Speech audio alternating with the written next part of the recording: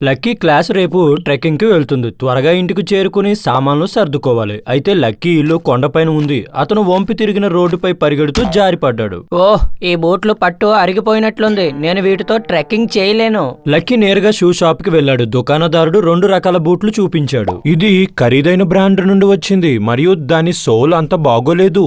నేను దీన్ని సొంతంగా తయారు చేశాను. ఇందులో సోల్ చాలా గ్రిప్ గా ఉంటుంది. లక్కీ కన్ఫ్యూజ్ అయ్యాడు. నేను ఏది కొనాలి? ప్రశాంతంగా ఆలోచించడం మొదలు పెట్టాడు. నేలకు షూకు మధ్య ఘర్షణను కొనసాగించడమే సోల్ పని. ఏ సోల్ ఎక్కువ ఘర్షణను సృష్టిస్తుందో నేను కనుగొనగలిగితే నేను ఆ షూను ఉపయోగిస్తాను. 2 ఉపరితలాల మధ్య గరిష్ట స్థిర ఘర్షణ శక్తి మ్యూపై ఆధారపడి ఉంటుంది. దీనిని స్థిర ఘర్షణ గుణకం అంటారు. మ్యూ విలువ ఎంత ఎక్కువ ఉంటే ఘర్షణ అంత ఎక్కువగా ఉంటుంది. కానీ 2 జతల బూట్లకు మ్యూ విలువని ఎలా కనుగొనగలను? అతని కళ్ళు ఒక రాతి పలక మీద పడ్డాయి. ఐడియా. తన బ్యాగ్ లోంచి ఒక ప్రొటెక్టర్ తీసి బ్రాండెడ్ షూని టైల్ మీద ఉంచాడు. తరువాత నెమ్మదిగా టైల్ ను పైకి ఎత్తడం ప్రారంభించాడు. షూ ఈ దిశలో mg sin θ బలానికి మరియు దానికి నేరుగా ఎదురుగా ఉన్న ఘర్షణ బలానికి లోనవుతుంది. షూ బరువులోని ఈ భాగం గరిష్ట స్టాటిక్ ఘర్షణను కొద్దిగా అధిగమించిన వెంటనే, అంటే మ్యూ సాధారణ శక్తితో గుణించినప్పుడు షూ కదలడం ప్రారంభిస్తుంది. లక్కీ కోణాన్ని 44 డిగ్రీలు నోట్ చేసుకున్నాడు. ఈ కోణం వద్ద 2 బలాలు దాదాపు సమానంగా ఉంటాయి. సాధారణ శక్తి mg cos θ కి సమానం కాబట్టి మ్యూ విలువ tan θ గా వస్తుంది. ఇప్పుడు దుకాణదారును బూట్లు వంతు. ఇదేంటి, ఇది 35 డిగ్రీల వద్ద మాత్రమే కదులుతుంది. అంటే దాని ఘర్షణ సామర్థ్యం చాలా తక్కువగా ఉంటుంది.